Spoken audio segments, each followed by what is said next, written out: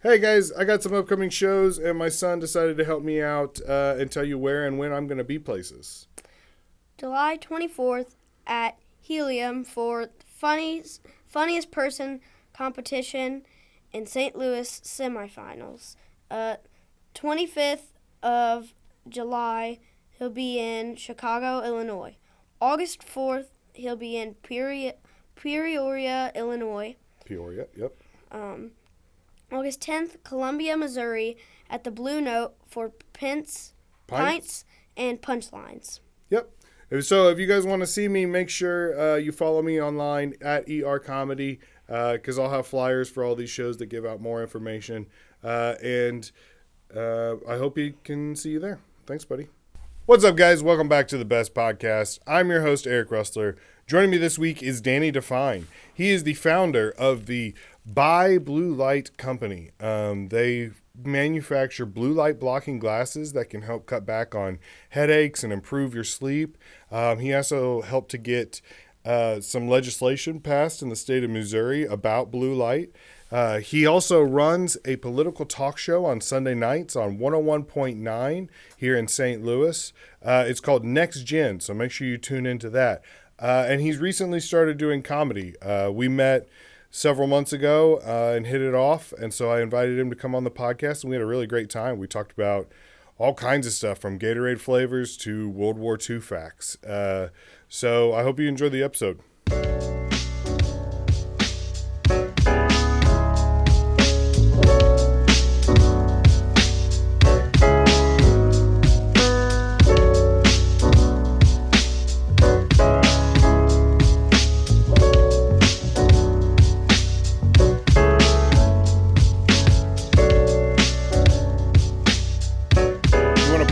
Social media and all.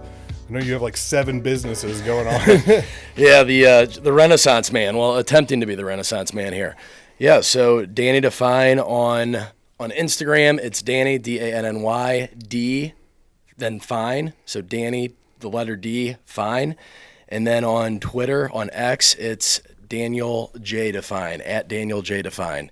I do have a TikTok as well, but have not been utilizing that as much as I'd like to, which I know in our industry, whether it's comedy, radio, anything you're trying to do as far as like being an influencer or getting your brand out there, I know TikTok is the way to go these days, but I just can't get into it. I can't either. But it's a necessary evil. I literally post and ghost. I don't know if I were to get logged out from my TikTok, I think I would probably just have to scrap it and start all over again because I don't remember the password. Like I don't have the app on my phone.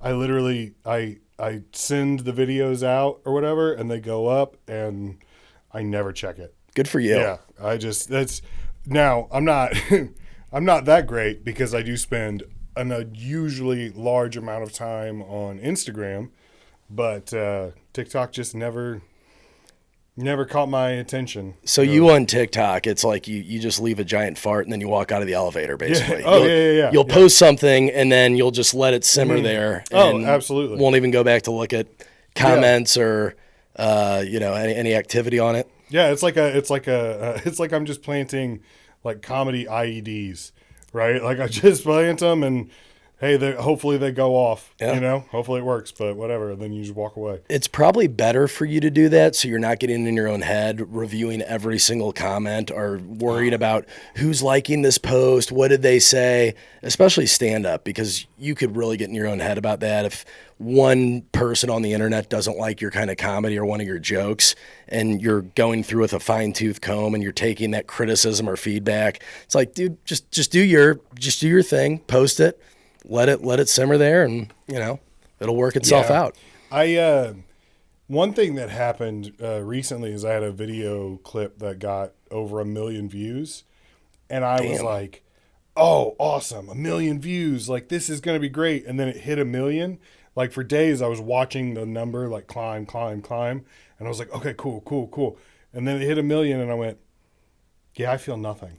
This is why am I wasting my time?" Chasing this, I'm going to get it. And it's like, it means nothing to me. Okay. Very anticlimactic. Yeah, exactly. And it's completely changed my perspective on social media to the point where I think I'm going to try to start just, like I said, post and ghost, where Yep. you just throw it out and disappear. And every now and then I get a notification from there and they're like, if you engage with people that comment, it'll help promote your video. And I'm like, no, it won't. No, it won't. It'll just make me depressed. Like I could, It's a time suck, dude. Yeah, I don't it's- need any yeah. more time sucks. Exactly. I have Instagram, which is my predominant social media.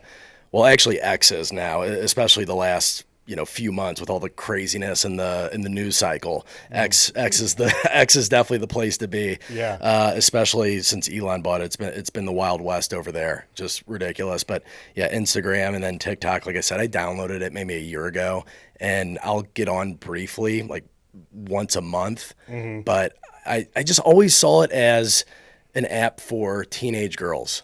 I do too. I don't dance. Yeah, So, I don't like, that's- dance. I don't do any stupid high school pranks or anything. or- Which I've been working with. Do you know Clay Beiersdorfer? It doesn't ring a bell. He's a comedian here in St. Louis. He's another veteran, but we've been kind of running sketch ideas by each other. Yeah. And then we made a test one just to see do we work well together? Is this going to be some? And we're going to start making some more.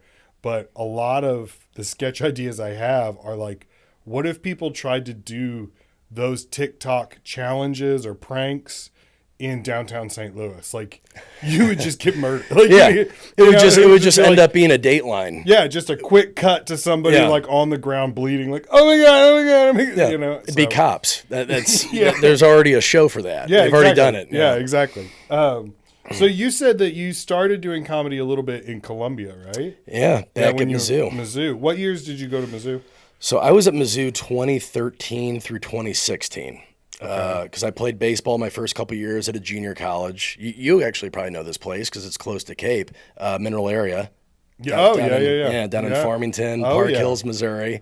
So after I graduated high school here in St. Louis, went to Francis Howe North, then went down and played baseball in Farmington, Missouri, and decided I had some offers to play D2, D3, but my dad went to Mizzou. I had a ton of friends at Mizzou. I'm like, I've done baseball long enough. It's fun, but at that point, it felt more like a job rather than a sport. It was just, I was burnt out, so decided to just finish up at Mizzou, get my degree there, and I graduated in 2016. Nice. I talk to a lot of college athletes who say that. They're like, I love the game because it was a game. Yeah. But then it changed, and all of a sudden it had to be an obsession. It had to be a job, which kudos to people that can, make that transition and be like, all right, I'm going to be a professional athlete forever, whatever. But at some point you're like, I miss it being fun. Yeah.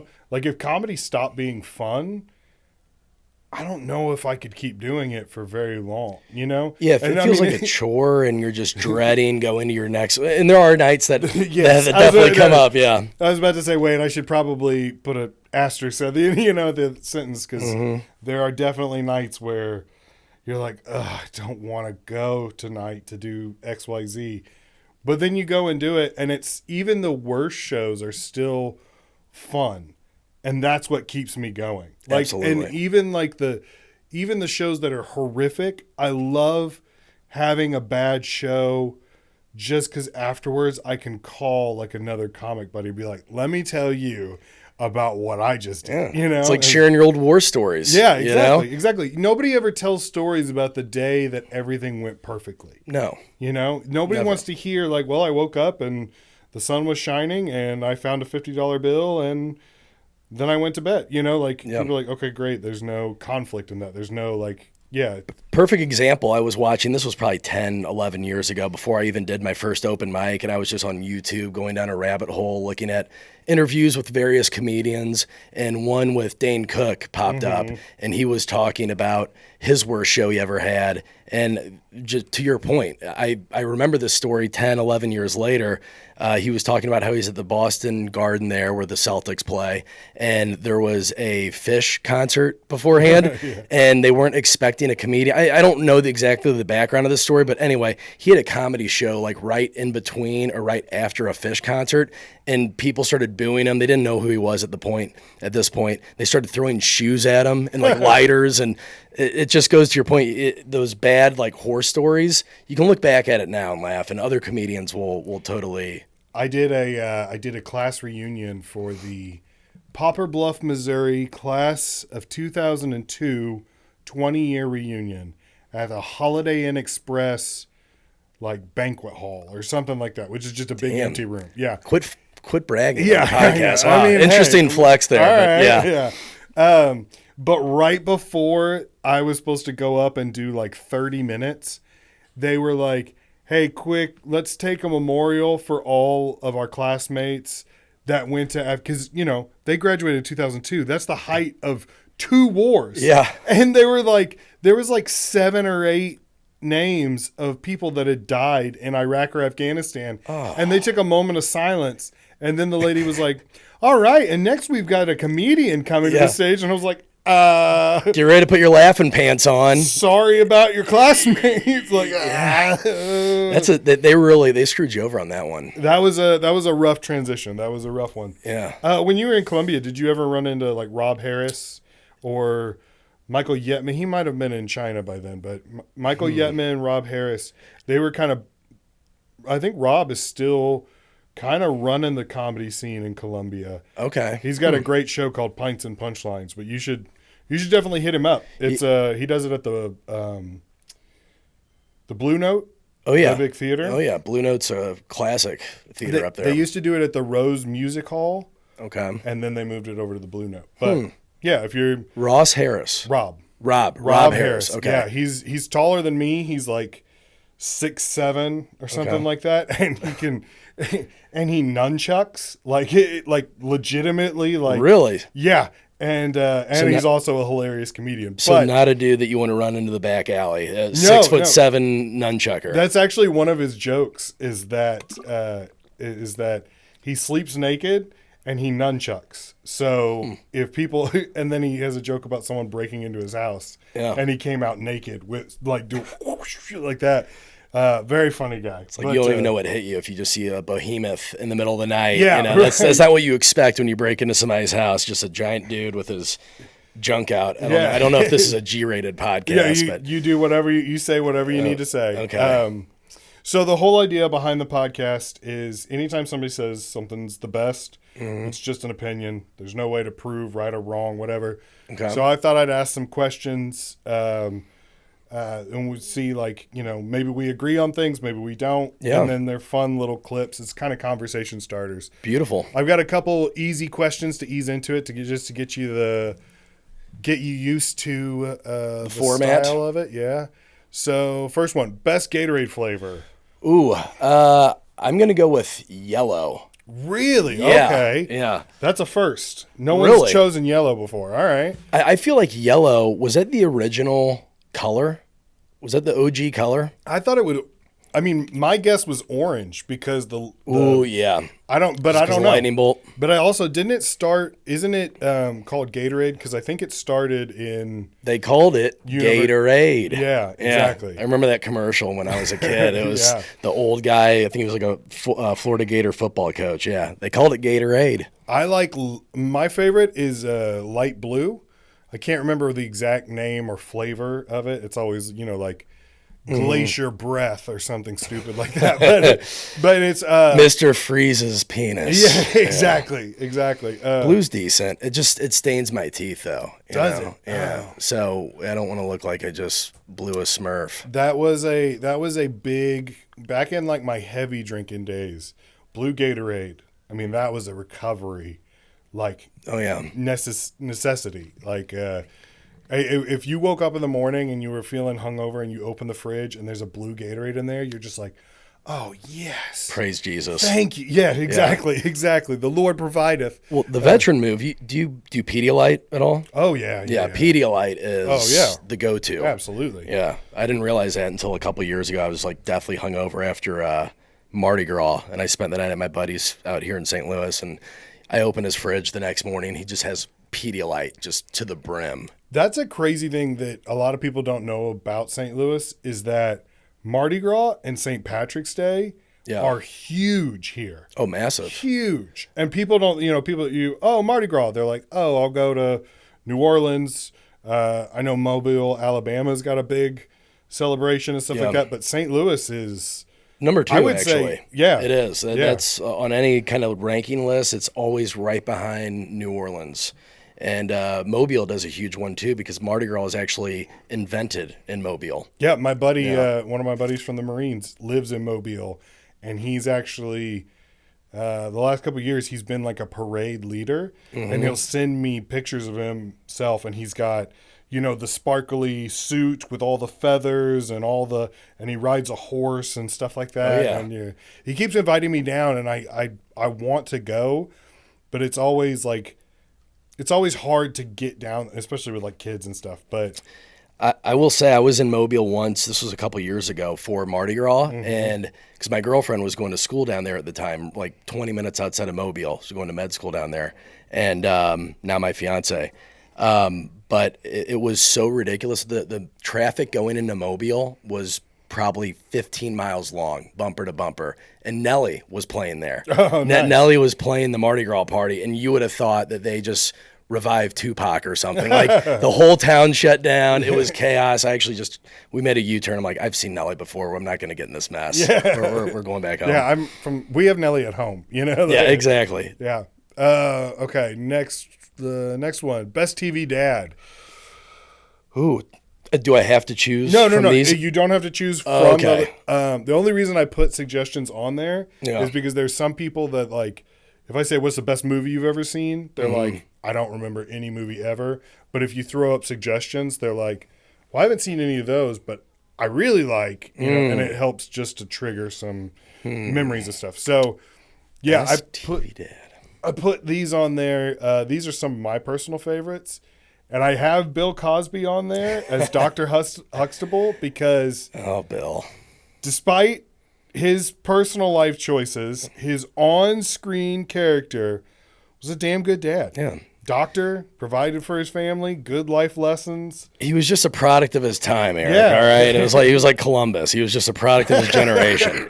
No, I'm kidding. That was inappropriate. Best TV dad.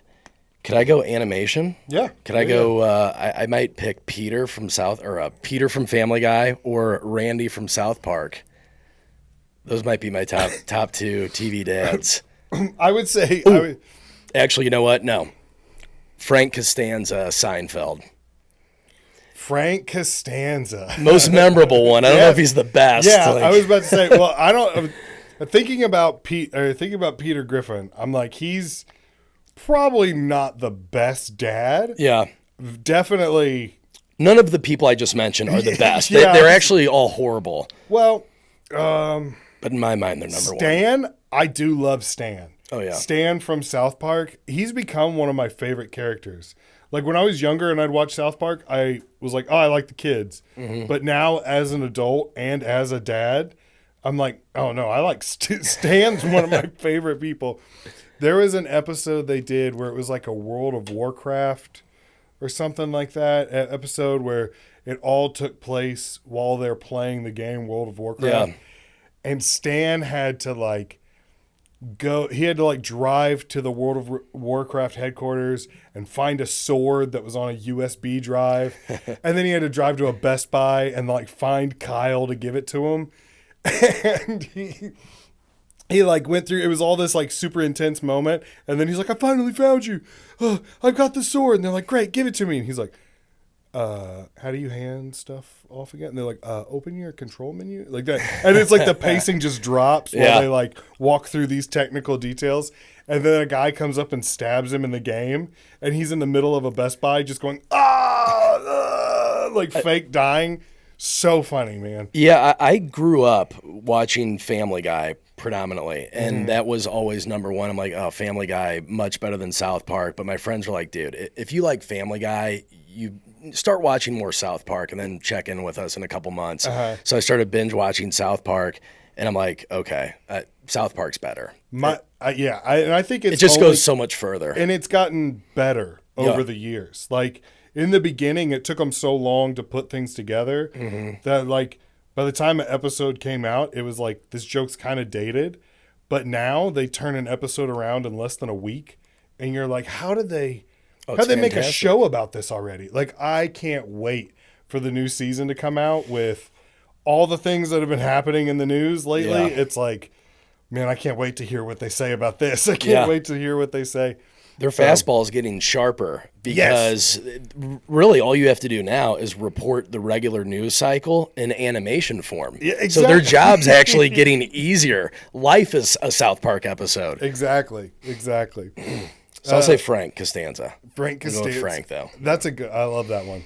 What's the best way to tell if somebody's a bad person? Drinking while pregnant, abandoning your shopping cart, or littering? Oh, man. Or anything else you can think of. Any pet peeves? I would say littering that's a pet peeve of mine. I can't stand that. When I'll drive down the highway and you'll see somebody. One time I saw, I think it was on 44, somebody driving in front of me and didn't throw just like a cup out the window or a straw wrapper. Literally an entire bag of fast food. Like a combo meal, Yeah, like an entire like heavy loaded down greasy bag and just threw it right out the window. And I'm like, what is wrong with you? Yeah, who raised you? Yeah. You know? Oh, I can't That stuff drives me up a wall. And if you look at my hat, I'm a big animal guy. So anybody that hurts animals or abuses animals. Oh, yeah. I know that's like not just like a putting away a grocery cart. That might be a little bit more serious thing, but no, I'm with you. Yeah. Because there's some people that abuse animals that don't know they're abusing animals. Like one thing, like I will judge your pet based on their nails. If you haven't trimmed your dog's nails and they're, you know, have you ever seen that where they're just they start to super curl long and the dog can like barely walk now because it's stepping. I'm like, you might love that dog and play with it and feed it, but you're neglecting some of its basic needs. Right. You know, like or the dogs that get the shaggy hair over their eyes. It's Yeah. like they can't even see. You know, like just take your dog to the groomers, or it's not even that. It's not that hard to. no. You know, It's I mean, my unfortunate. dog is a baby. Whenever we go to trim his nails, he kind of like fake whimpers. You know how like there's the real cry when they're in pain, but then there's also the like, I don't want you to do this. Yeah, playing But- possum a little bit. Yeah, but if you distract him, he's fine. And you just realize like, hey, we have to do this because Yeah. I don't want this to break. I don't want you to bleed. I don't want you to get hurt. That's a good one. That's a big pet peeve of mine. That bugs me. That would be like one of my initiatives if I'm ever in a public office of some sort.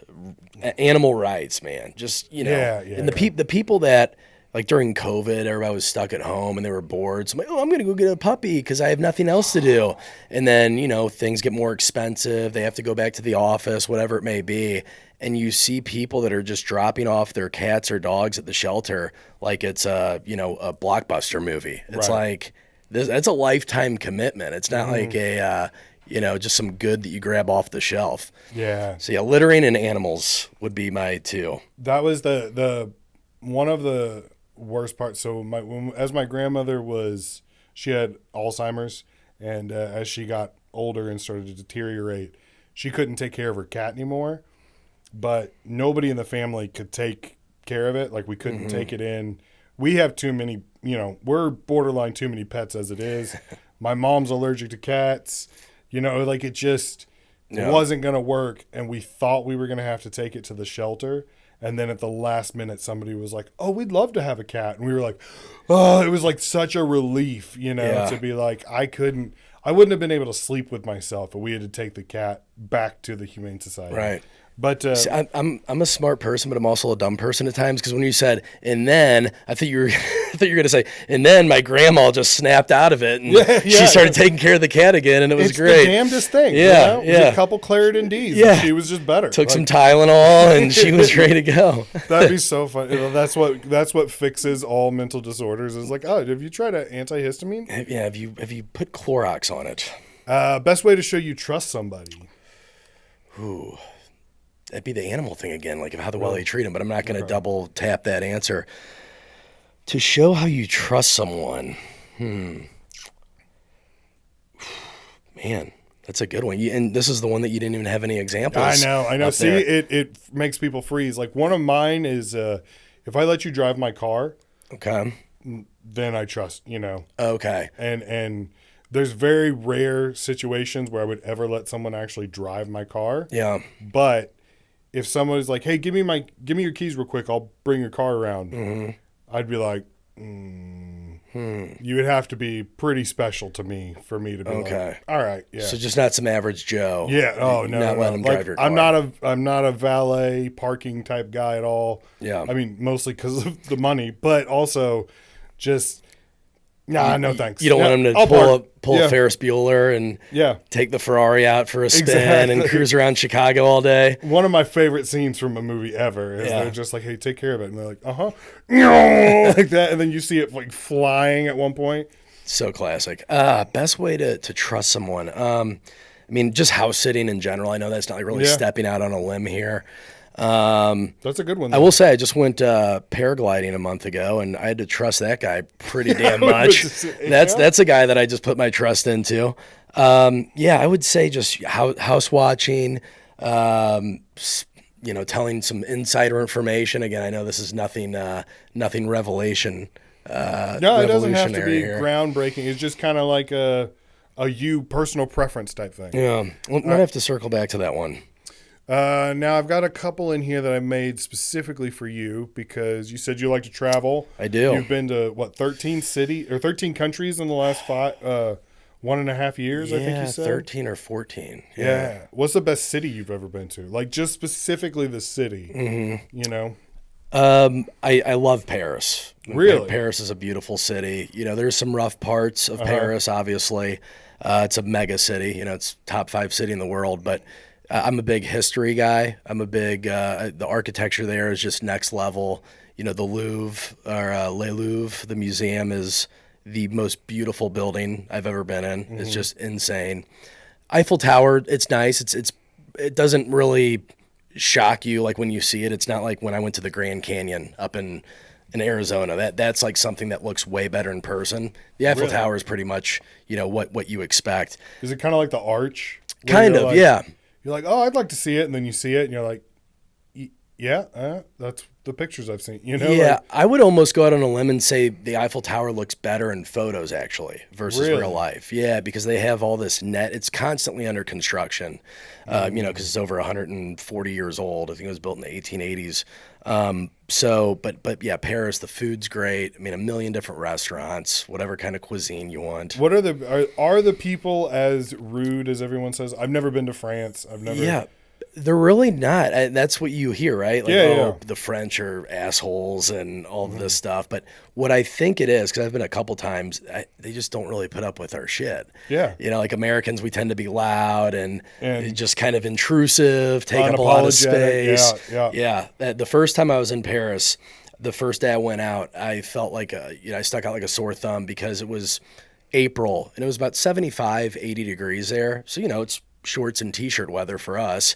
Everybody there was wearing long pants, a pea coat, and a scarf like it was the middle of January. And I'm like, okay, these people either don't get hot or they do, and they just respect themselves and like their fashion statement so much that they dress to the nines with layers even though it's 80 degrees out. No, I Yeah. would stick out with my Bucky's T-shirt. Yeah, no graphic. Yeah. If you walk in there, I saw like you could spot the American because they have cargo shorts on and like a Slipknot T-shirt on and a backwards hat. That's not how they roll. one of my favorite things of all time was when I was in the military. I lived halfway between San Diego and L.A. And there's tourists everywhere. You know, San Diego, L.A. People coming all over the place. And I was hanging out. I was in L.A.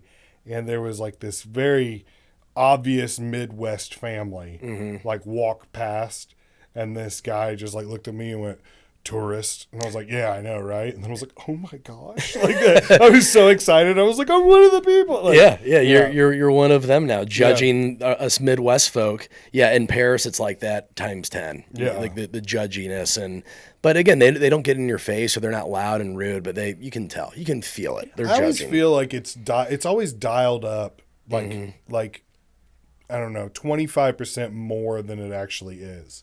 You know, like people will tell you, oh, they're so rude. Oh, they'll talk down to you and blah blah blah. And it's like, yeah, but what did you do? You know what I mean? Like you don't get them before that statement. You know, it's like, oh, they're so rude. Well, really, what'd you do? Well, I had my speakerphone on the subway there, and I was screaming into it, you know, while taking up 5 rows. You know, another cool city, Stockholm, Sweden. Really? Yeah, very cool city. I'd love to go there. Stockholm's awesome. Copenhagen, Denmark, very cool city. Another one that won't shock people, but London. Love London. Really? Love London. I've been to London maybe twice. I went once as a kid, but we went last year after my grandmother's from Scotland. So when she passed away, we went to London and spent a few days there, and then we went to Scotland, and that's where we had our funeral because she wanted to be buried there. Wow. And but we walked around London, and it's very fast paced. It's like New York City, but cleaner, and the food's better. I think. Well, really? Oh that's okay, the one thing that I don't like about London. All the best food in London is from other countries. Right. So let me back that up, because it was all French food or, you know, like Indian food or Moroccan cuisine or, you know, whatever. But they did have great restaurants. I remember that. Yeah. I ate when I was in London because, you know, they're known for the fish and chips. Yeah. And it's nothing to, wrapped in newspaper. And, yeah, exactly. It's really nothing to write home about. But I ate when I was in London. I was only there for a few days, but I ate kebabs for like the entire trip because they have a lot of Middle Eastern cuisine and the doner kebab. Doner kebab, dude. I wish they had that in the U.S. I tell my friends all the time, like, man, I don't know what it is, but Europe, they have it going on when it comes to the kebabs. So good. When we went to London, I told my family one of my least favorite things to do ever is to go to a chain restaurant when you're in a new place. I'm like, we're not doing this. We're not going to Popeyes. Yes, and we're not going to Popeyes. We're not going to McDonald's. We're trying new things. We're in a new place. That's the whole point. Yeah. And as a dad, I very quickly lost that battle. Now, I will say it was only once that we did go to a McDonald's just to grab a quick lunch.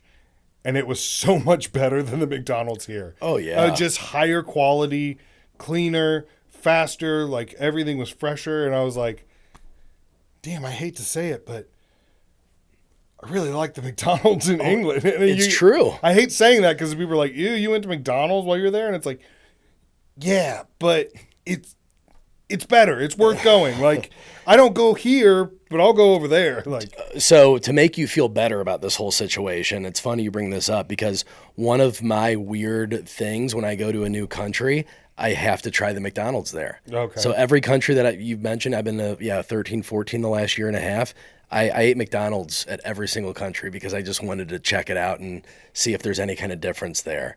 And Europe, there is. It tastes just fresher. I know it's not, this isn't fresh, great, wholesome food, but compared to our McDonald's, you definitely don't feel like a degenerate piece of crap afterwards. Exactly. Yeah. What's the best, like, overall country you've been to? Overall country.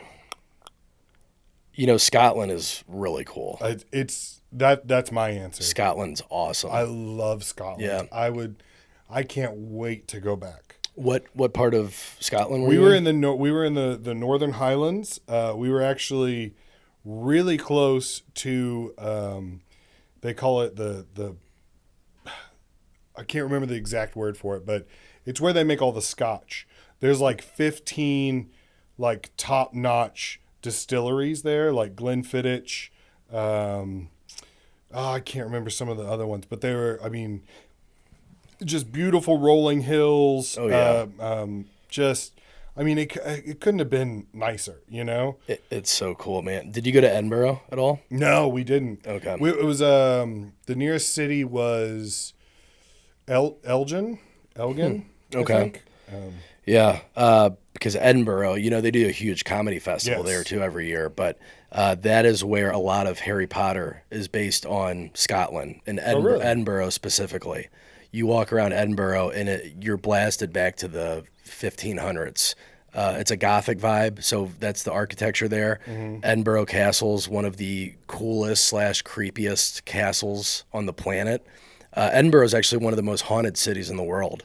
I believe it. Yeah, it has a graveyard right in the middle of the city center there, and then you look up on this giant mountain, and it's Edinburgh Castle looking down at the city, and you look up at that castle, and you're like, can you even imagine what's gone on there since it's been I think 400 years old, maybe even longer, 500, 600 years old castle, like all the torturing and all of the wars and.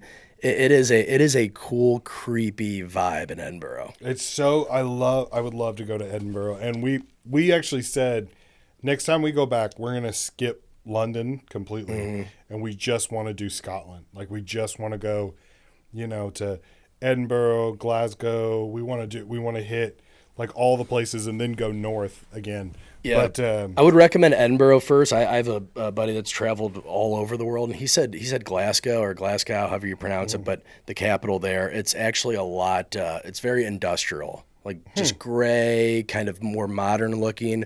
Whereas Edinburgh, it's like I said, just got time warped back 500 years. oh man, I would. Yeah. Yeah, I would love to. I took the tube up there from London. So that was on my UK tour. So I went London, took the train up to Edinburgh. And my friend and I, we got off the train in Edinburgh right at midnight, at the stroke of midnight. And their train station's underground there. So you got to go up this really long escalator to get to the ground level of Edinburgh. And as soon as you turn left out of the train station, you look up and it's just that giant castle on the mountain. And they have like orange lighting going up it. So it looks super ominous, super creepy. And this was like right around Halloween time. Just a full moon and Full bats moon, and yeah, bats, werewolf howling in the It's like, background. is this Transylvania? Yeah, I'm like, fuck Fright Fest at Six Flags. I got Edinburgh, man. This is the real deal. You said you're into history. You're a big history kind of buff, right? Yeah. Best time period you've studied or learned about, or what your favorite time period, I guess. Man, I get gassed up for World War II. Like I Yeah. love that kind of history. World War One, World War II, and actually like the time that we're living in right now because there's so much chaos. I literally told one of my friends today, I said, I almost spend every night like watching a Netflix documentary on World War II or World War One because I'm just that's what I'm into.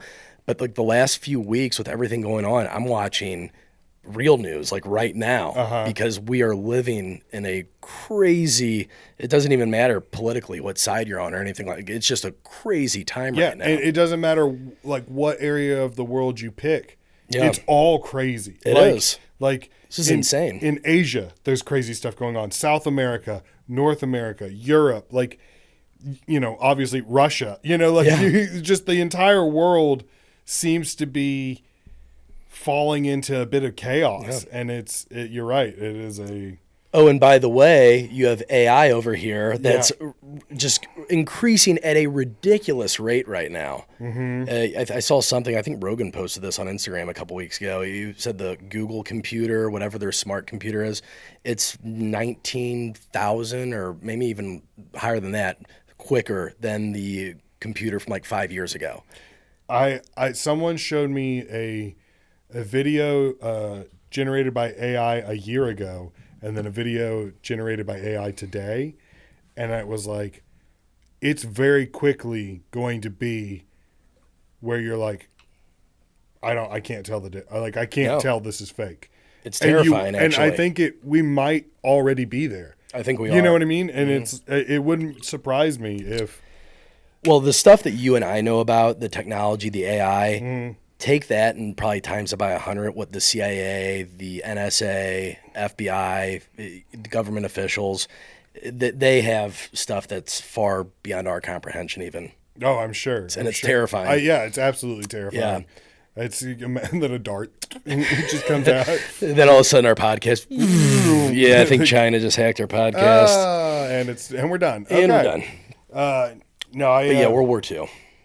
World War II is I think are you familiar with Shane Gillis at all? Oh, of course. Yeah, he has a great bit about he's like all guys get into World War II eventually. Like it's just and that's the gateway drug to being like conservative or something. Yes, so good. World War II. Growing up, I remember being like, I think 9, and my parents letting me watch Saving Private Ryan for the first time, I was just like hooked, And I was like, I want to know everything. Yeah. Actually, yesterday I was at home with my son, and I was watching a documentary about Operation Barbarossa. Oh yeah, where the Germans, Nazis went into the Soviet Union. Yeah, and how it's one of the biggest, most costly, deadly battles of history. Insane. And he was like, this is so boring. Blah. He's like, it's about ancient history. Blah, blah, blah. And then I looked down and he was playing with dinosaurs. And I was like, all right, man. Yeah. Okay, let's talk about ancient history. But, right. Well, have you ever listened to the podcast? You know who Dan Carlin is? The historian podcast. Yeah. Yeah. So it's called Ghost of the Offront or Ostfront, and it's all about the Operation Barbarossa in Stalingrad, and he describes it in such detail and how brutal it was and how bloody it was. I think the Soviets lost 26 million in that battle alone. Oh yeah, the Germans, Nazis lost I think 12 or 14 million, something around there. That's one of my. I wonder if it still holds up, but one of my favorite World War II movies for a long time was Enemy at the Gates, with Jude Law about the sniper. Yeah. But one thing that I wish they would have covered more is how cold it actually was, because there were guys that would get shot, not know they'd been shot, and like their wounds would freeze, and then they would get evacuated, right? Or they'd go and they'd warm up, and the wound would open back up, and they would die. And people would be like, how did he die? And it's like, well, he thawed out. And he thawed out. Yeah. Like a thing of chicken fingers. Exactly. Yeah. I mean, it's insane to me. Like I've done some cold weather training and stuff like that in northern Japan, and it got down to like. Thank you for your service, by the way. Yeah. Marine. No, that's pretty badass. But in northern Japan, it got to like -10 or something like that, which is cold, but not. When you're talking about like cold, yeah, people will laugh at -10 because in like, in Stalingrad, 1940. Was it 2 or what 1? And those were the coldest winters on record for -40, -30, just so insane. It's crazy. Since they had the technology to record weather, like those winters of 40, 41, 42, 43, 44, those were, don't quote me on this, but I think they all were like in the top 10 or top 15 coldest winters of all time. I know I've heard that, something along those lines before. Yeah. But. And Hitler was so confident that he would knock out Russia in a few months that he didn't even pack cold gear for the soldiers. Yeah. They invaded in June of 1941, and Hitler thought it was going to be wrapped up by like October or November. Mm-hmm. And, we all know the story. They got stuck there for over 4 years and didn't have nearly enough supplies, didn't have cold weather gear. And then the Russians, Stalin made a brilliant move by pushing all of the manufacturing and all the factories to the very far eastern point of Russia. And so he just was producing tanks and weapons and artillery shells and all of that while the Germans were bogged down in just this frozen just hellhole.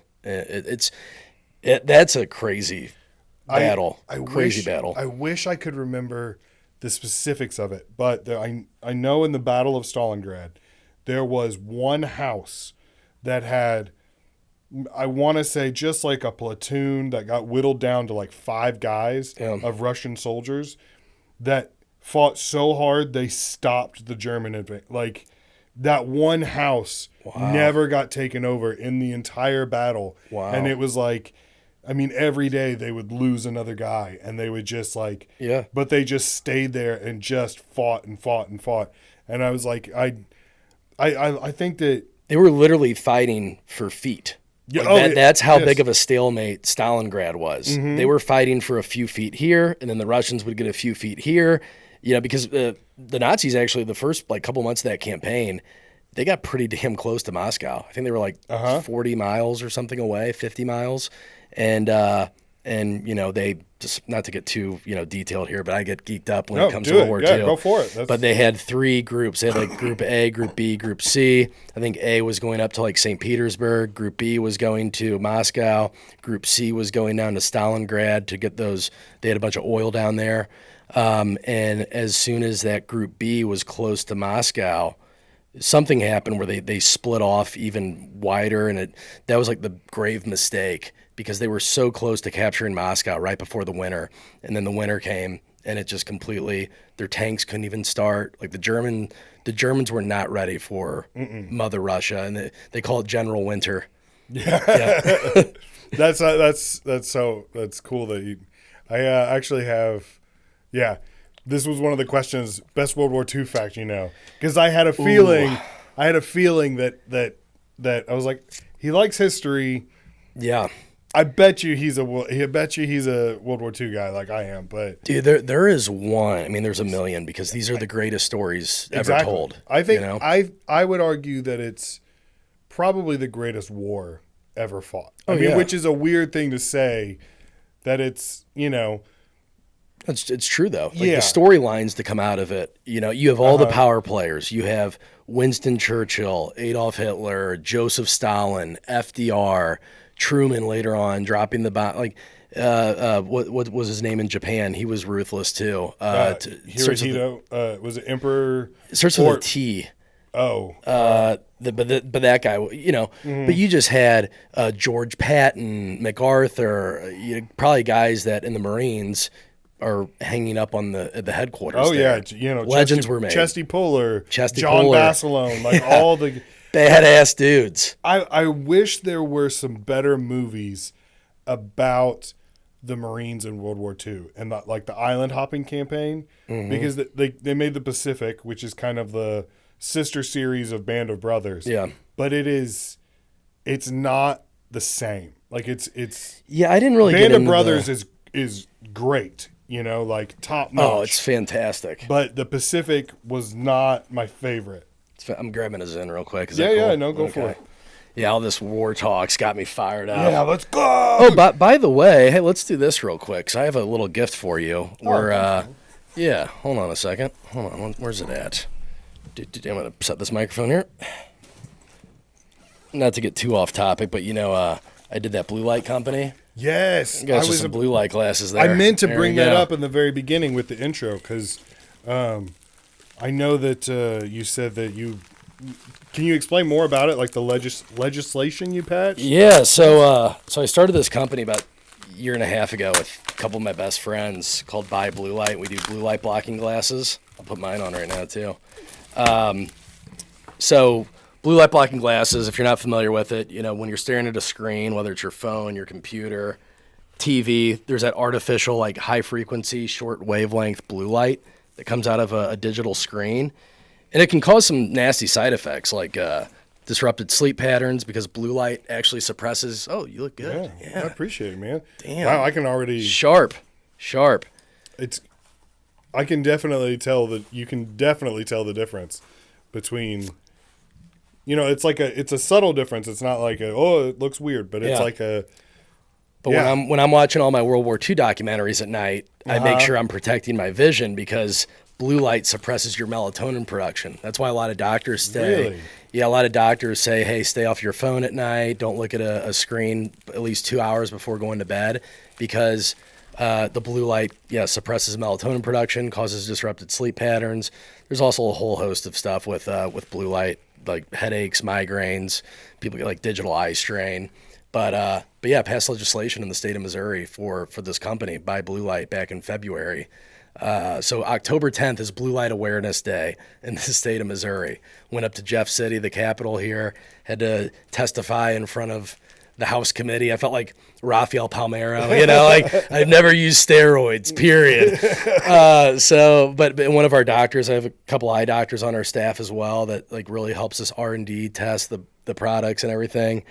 But we're big into college esports, which is a weird, interesting industry to be in. Esports is like booming right now. Kids playing video games in college on scholarships, and like Ohio State, Mizzou, Michigan, Florida, you name it, they all have an esport team where these kids compete and play video games. That's pretty awesome. But I have been getting like I've been getting a lot of minor headaches lately, and I wonder if it's not related because I spend a lot of time in front of TV screens and phones and even stage lights and stuff like that, which I'm not sure but these LED lights, I'm sure they're kicking out something, It's pretty, I never even really thought about it until I got into the industry, but it's pretty gross when you think about your screen time every day and how much you're staring at a screen. And, humans have been around for over 100,000 years. Your eyes are not just going to adapt like that to looking at an artificial screen for 9, 10, 11 hours a day. I've definitely noticed my eyes are worse than they used to be. We just recently my family went to San Diego on vacation, and we toured Camp Pendleton, which is a big Marine Corps base, out there. And I was showing them like, I used to work here and I used to work there, and I've been up on top of that mountain, and I've been on that mountain. And then we drove past a rifle range, and I was like, hey, you see out there where all those targets are? Like, and I was pointing I was like, look at target 15 or whatever. And my son's like, Dad, that says target 5. And I was like, does it? It's like, oh shit, it does say that. Oh man. Oh, we're not gonna make you a sniper, I guess. Yeah, not anymore.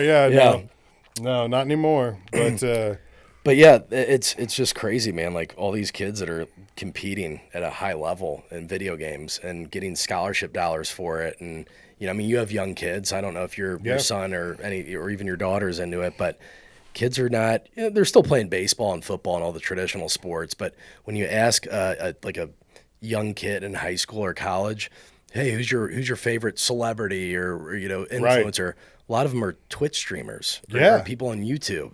Like Ninja and like PewDiePie and all these guys that are influencer gamers. Mm-hmm. I used to say this, like 20 years ago, you could ask, I don't care if it's an 8-year-old or an 80-year-old, name a celebrity. They would all say, Brad Pitt, Tom Cruise, Jennifer Aniston, Michael Jordan.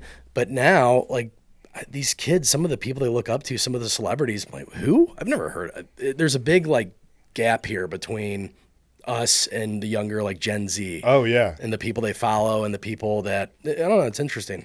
I feel like as technology advances, that gap between generations is going to grow. Oh, for sure. And grow and grow and grow.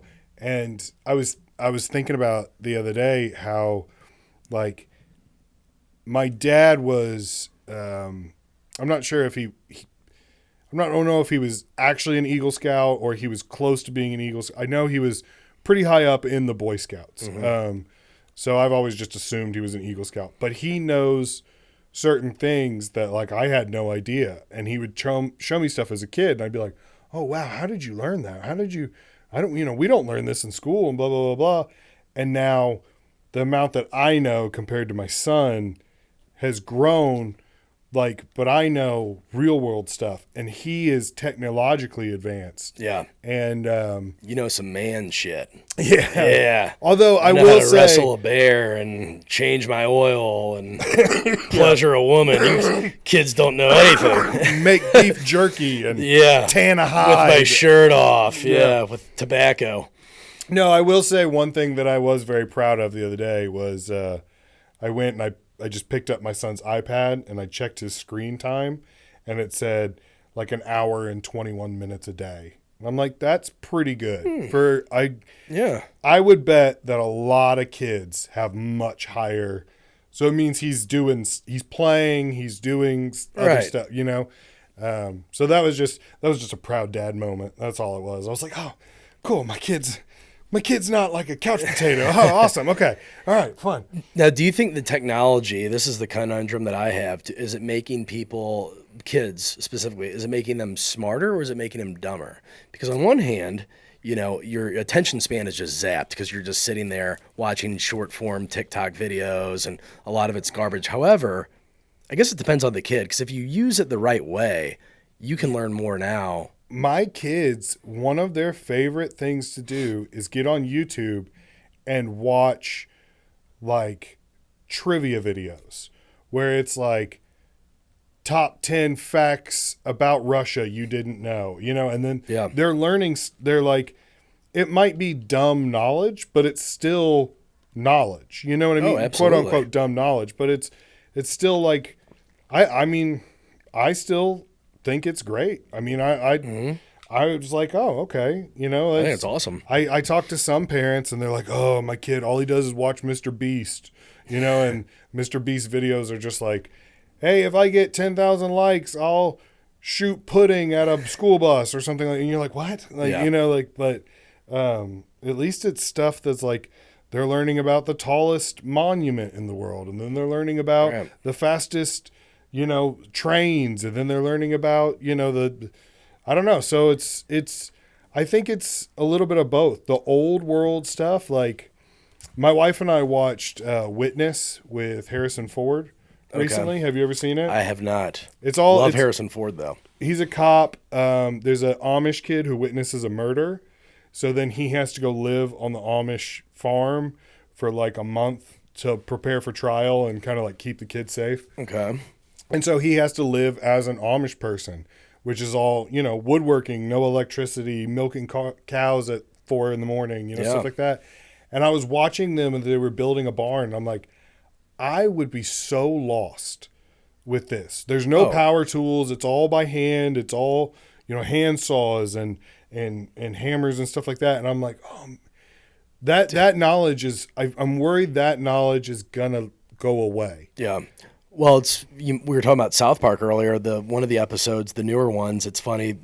They have people that have like, you know, regular degrees like computer data or whatever, and they're at Home Depot like begging for jobs. And the plumber comes over to Randy's house, or the electrician, and he's like, oh, I gotta leave, I got another job. Randy's like, wait, you haven't even finished fixing my oven. So yeah, but they're paying me an extra $100 across town. And then by the end of it, the plumber, the electrician, they have like a mink coat on, and they have like a spaceship, and the plumber's arguing with the electrician, just like Bezos and Musk, like, I'm gonna go to space first. No, but that speaks to your point that the blue collar jobs, or just like the handyman jobs, are a dying art. So you could skip going to college for 120 grand and get in debt. Go to a trade school. That's why I have That'll talked be to a my premium. daughter about this so many times, of just saying like, look, I know that going to college is the cool thing, and schools push.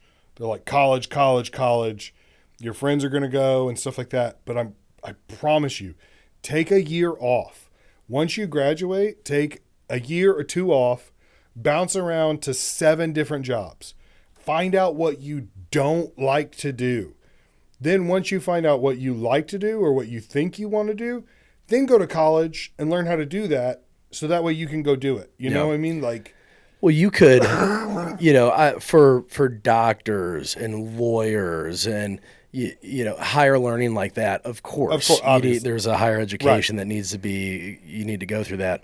But you know, 85% of the population, if you're getting a business degree or communications degree or arts degree or whatever it may be, some kind of generic degree, finance degree, it's like you could have graduated high school at 18, learn from a mentor for a year or two. You know, if you're like getting into sales, go get an internship or learn from a successful business person. And by the time you're 20, 21 years old, you could be making 60, 70 grand a year, relatively zero debt. And I mean, you're well on your way. I've talked to a couple people. I talked to one guy recently who went to college, got a communications degree because he was like, I don't know what I want to do. Yeah. I don't know, this one, you know, and he just picked, and then got out and was like, I'm going to go sell cars. And he's Right. really happy selling cars and really successful, but he's still paying off his debts for a degree he doesn't even use. Yeah. And he's told me, he was like, I wish I could have tapped myself on the shoulder at 18 and been like, hey, you don't need to do that, man. Like, go Yeah. go get started. Again, if it's a specialty, if it's a specific field, then Right. then yeah, there should be. But man, all the gen eds that I was forced to take at Mizzou just to hit my electives, requirements, there's so much fluff that could be cut out of college. The tuition is so inflated. You look at tuition now versus like 1980, and yes, everything has gone up because of inflation.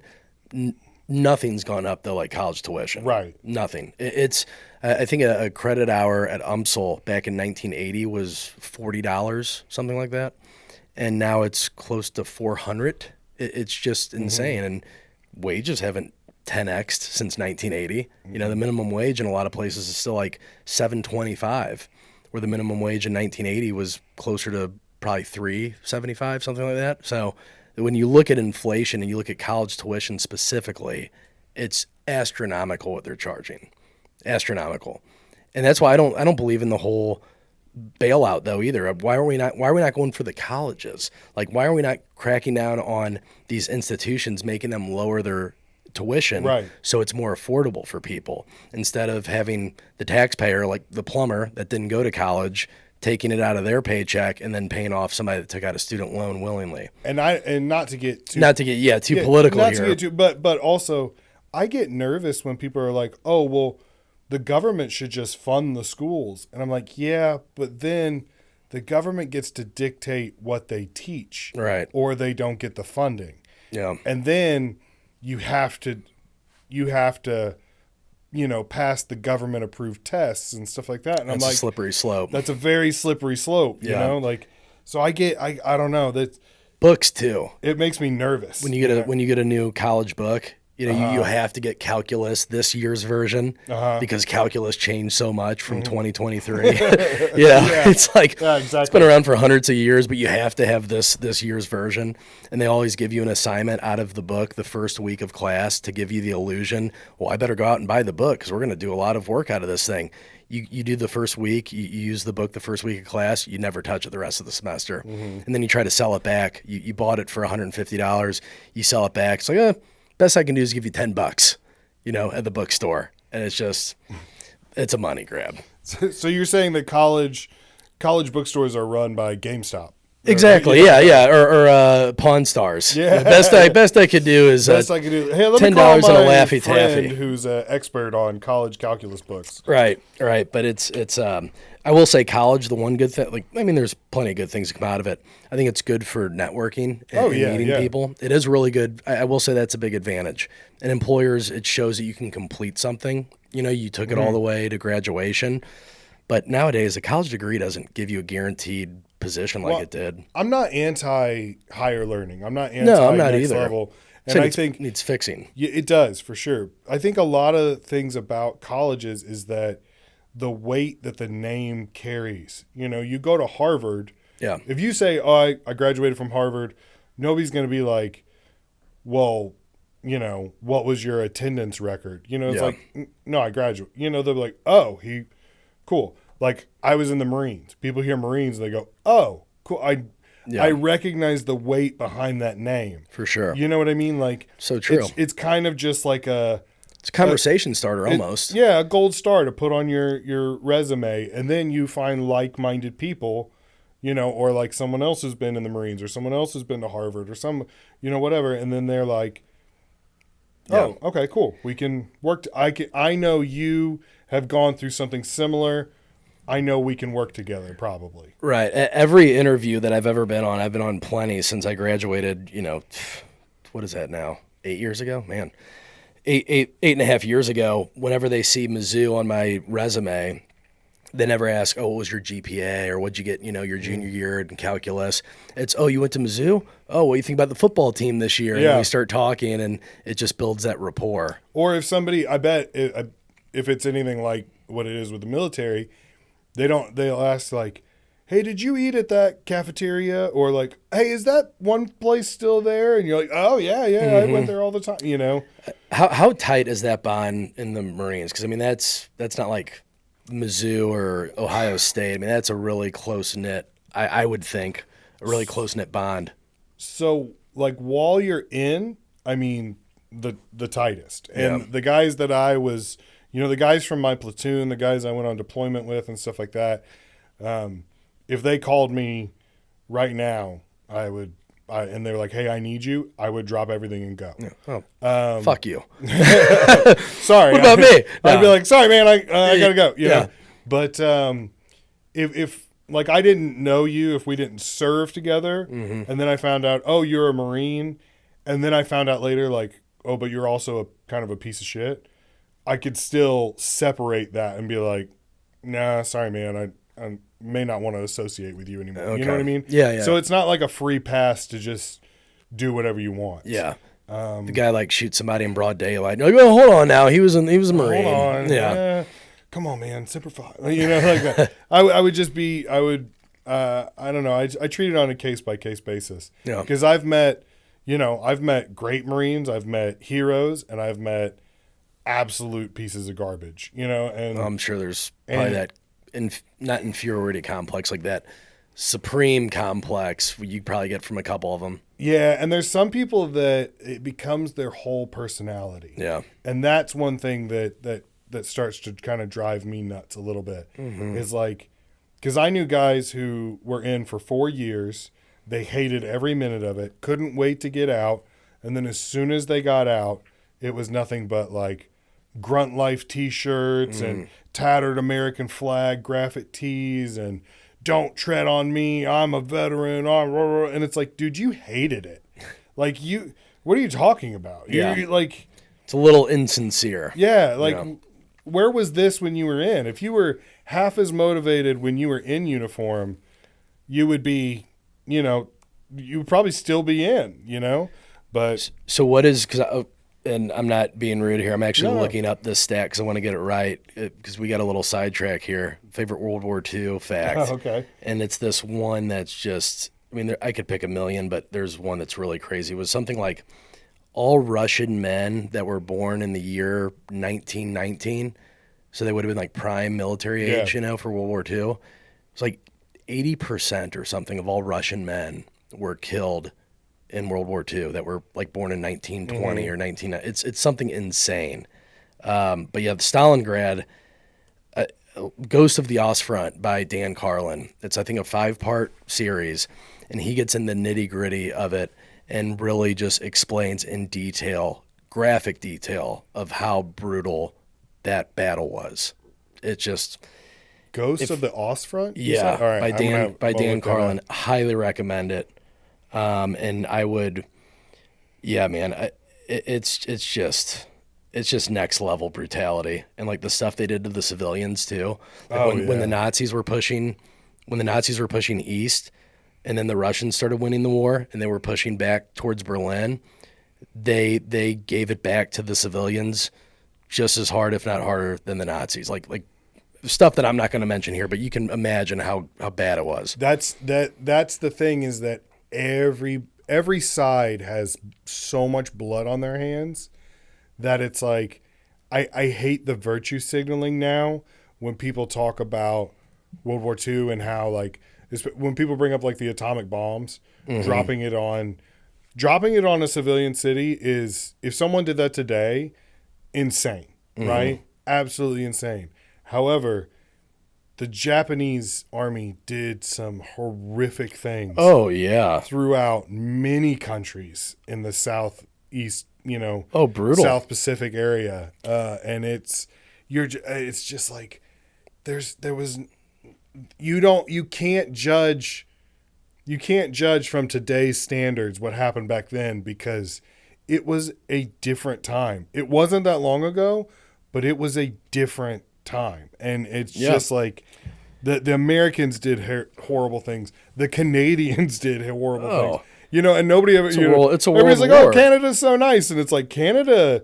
When Canada gets into wars, they They go hard. You know? Do they? I didn't even. Oh yeah. Oh, Like I know they were involved in the Normandy beach, and but are they that brutal? So this, I know this is gonna skip a little bit, but just for reference, there's a story about in Vietnam where the Australians came in to help the American army, and there was this village that was they were helping provide supplies to the North Vietnamese, and they were taking in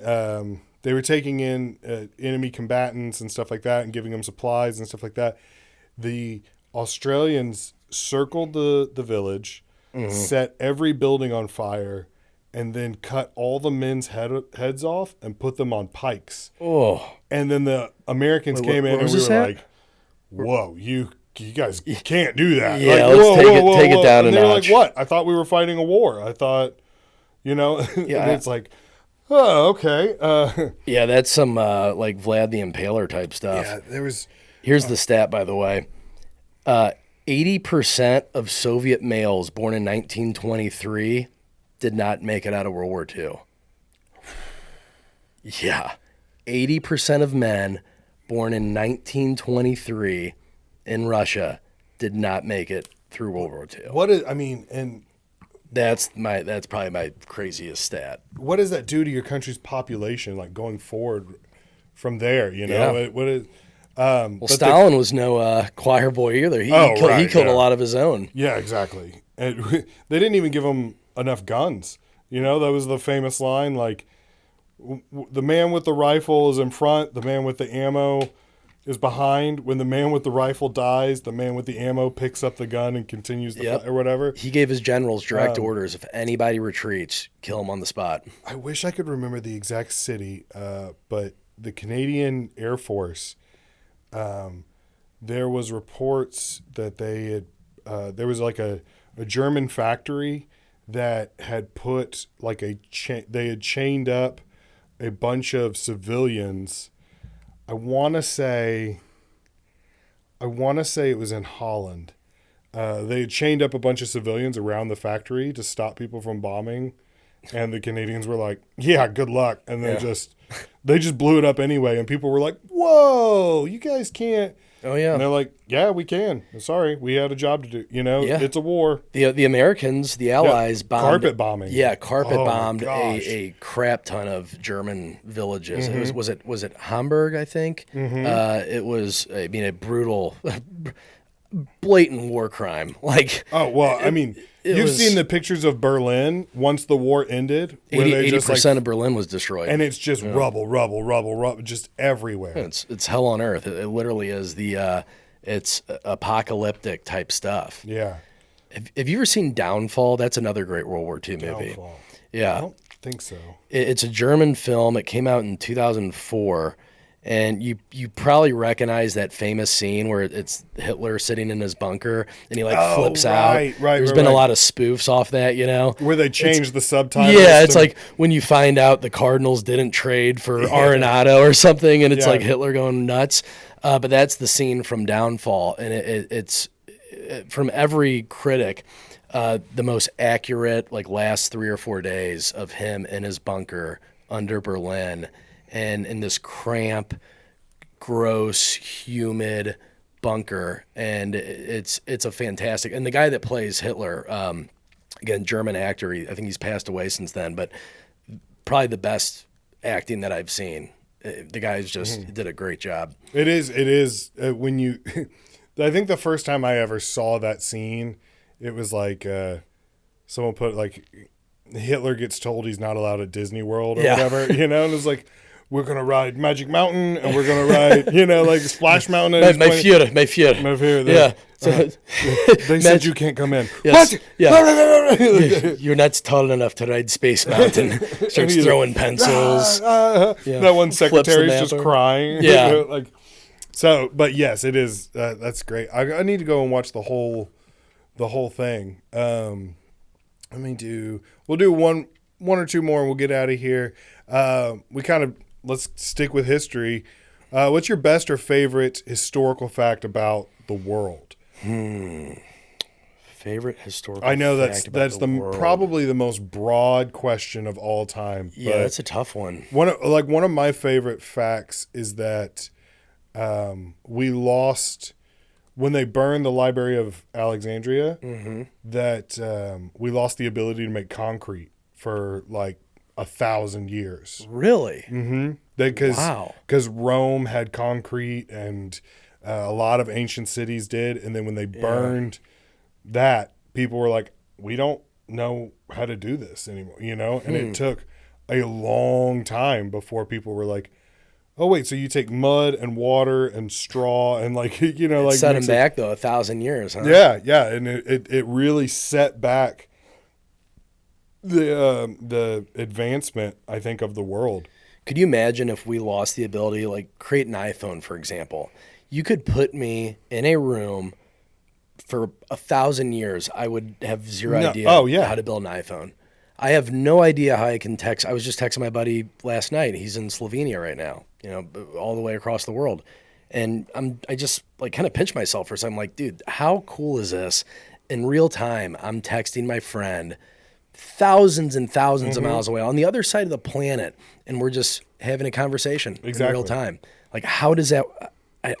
There's some smart people out there. My mind gets blown by like even outdated technology, like the fact that like a record, like the first time I heard a record, and I was like, you mean they recorded a voice on this plastic disc and a needle just like squeaks by and it brings it like that to me is like what how Even technology, it's been around for years and years and years.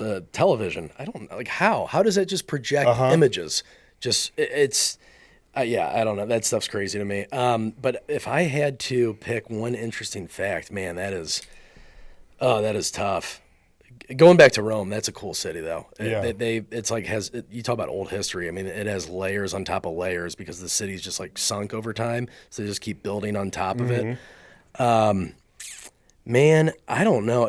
One thing, and it's not like a specific fact, but apparently Thomas Edison was kind of a jerk. Like he stole a lot of the ideas and took it as his own.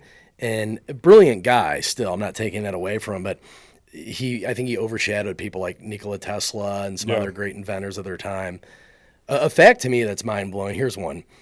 So in 1903, we go from the Wright brothers in North Carolina finally getting flight after humans have tried for thousands of years to try to build an airplane. Never successful. 1903, Wright brothers take flight. 66 years later, we're landing a man on the moon. And there's probably people that say, oh, it never happened. Or are we? Yeah. Dun, dun, dun.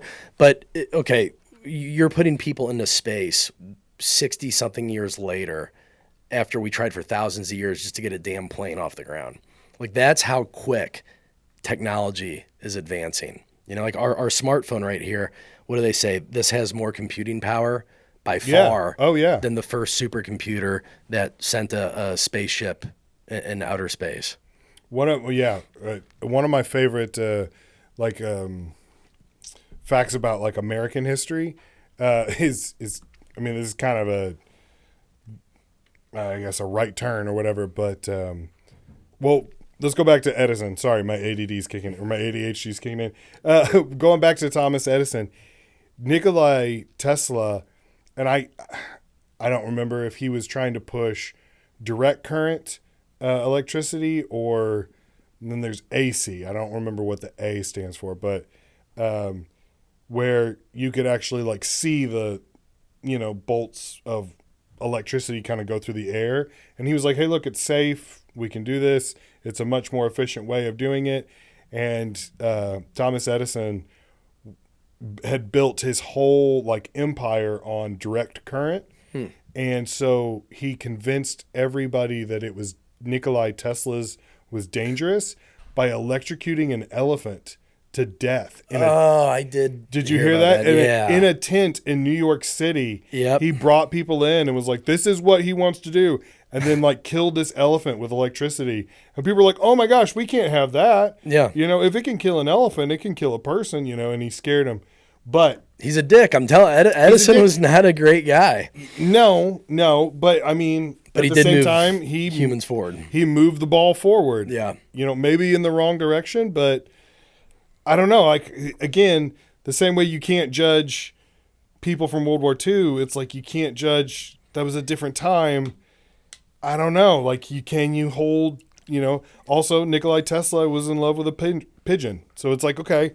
Really? I didn't know that. Oh, I knew yeah. Mike Tyson had his pigeons growing up. Oh, yeah. But I never heard about. Yeah, if you look it up, Nikolai Tesla was in love with a pigeon.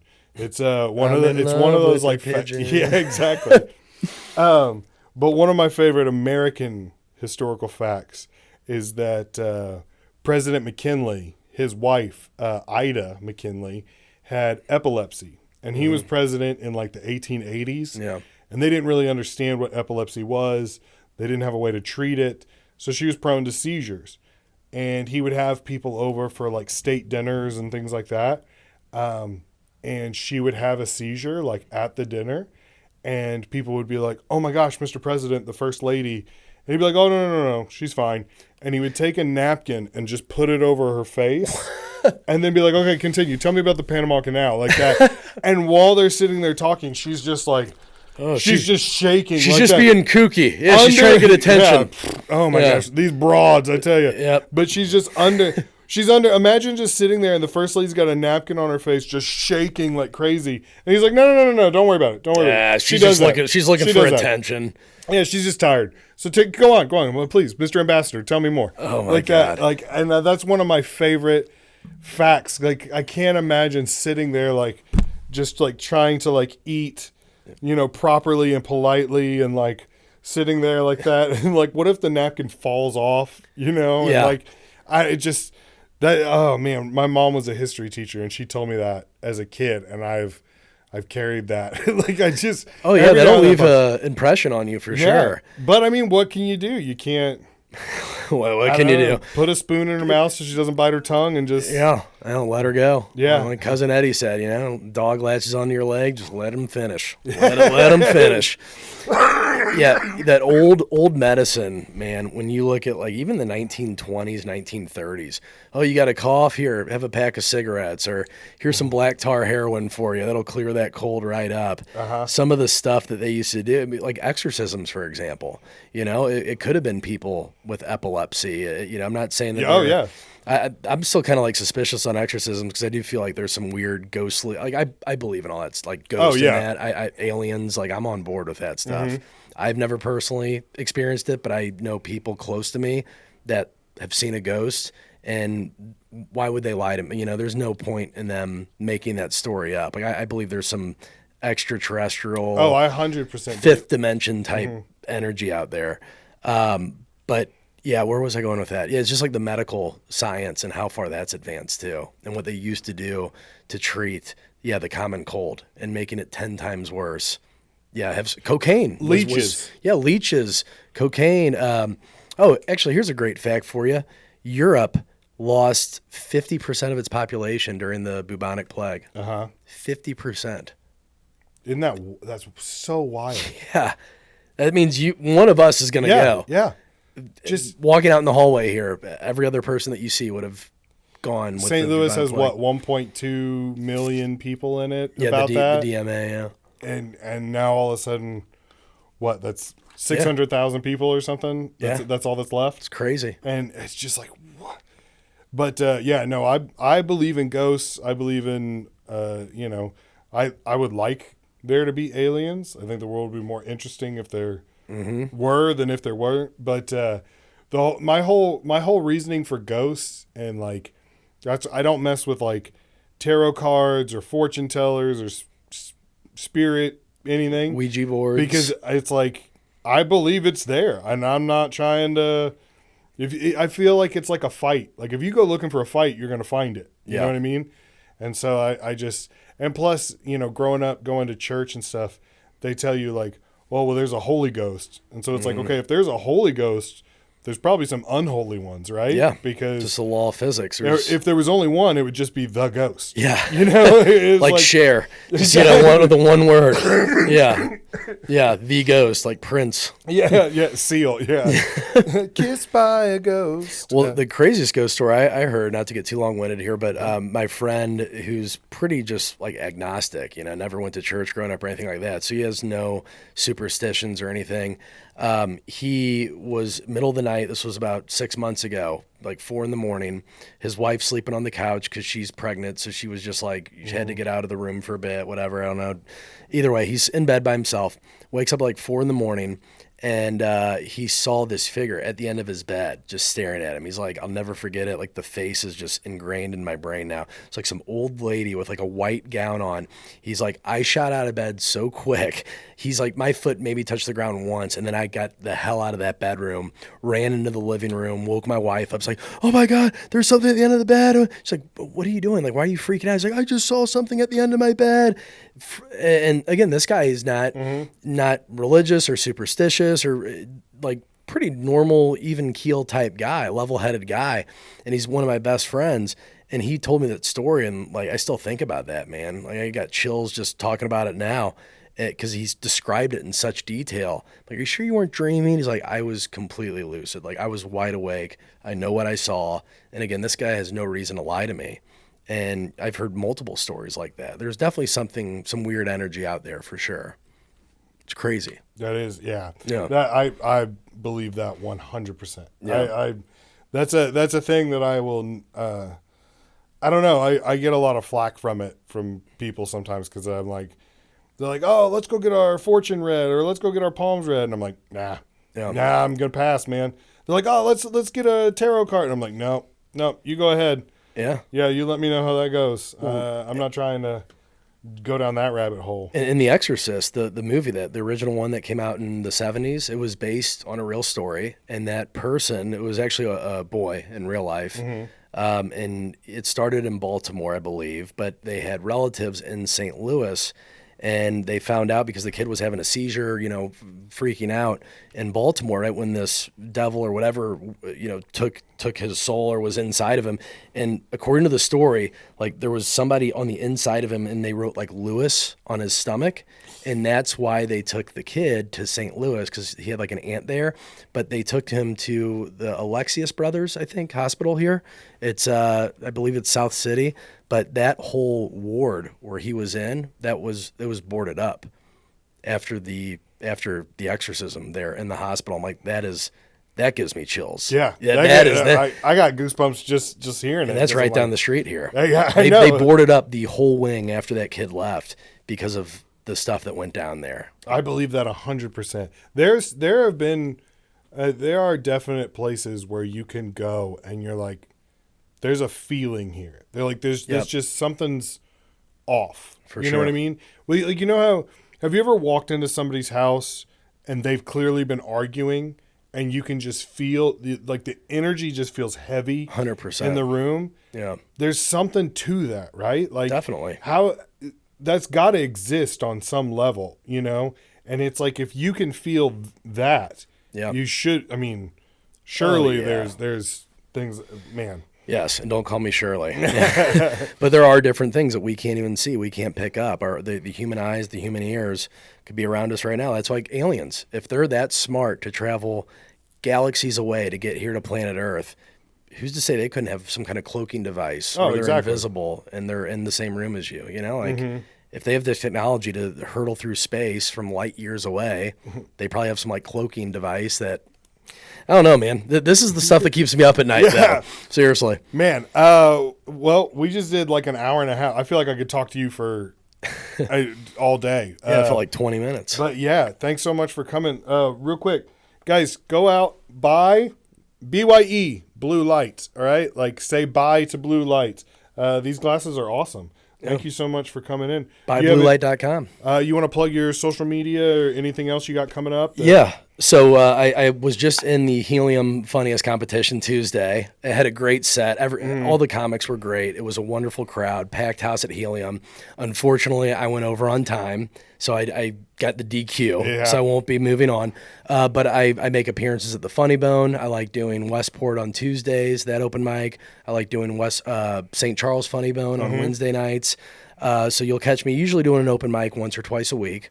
And then I have a show that's political news talk show on 101.9 News Talk STL, and that's every Sunday night at 8 p.m. It's called The Next Gen with Danny Define, and yeah, we talk politics, we talk news, but I have guests on from all walks of life, the next generation, if Right, you will, right. just people that are doing cool things in the city, whether it's politicians, whether it's comedians. Would love to have you on the show one of these nights. I'd love to come. Yeah. But that's every Sunday night at 8 p.m. on 101.9 News Talk STL. Yeah, check him out on 101.9. Yes. Called Next Gen. Follow you on social media. Yeah. Again, Instagram is Danny, Danny, the letter D, and then Fine. So Danny D Fine.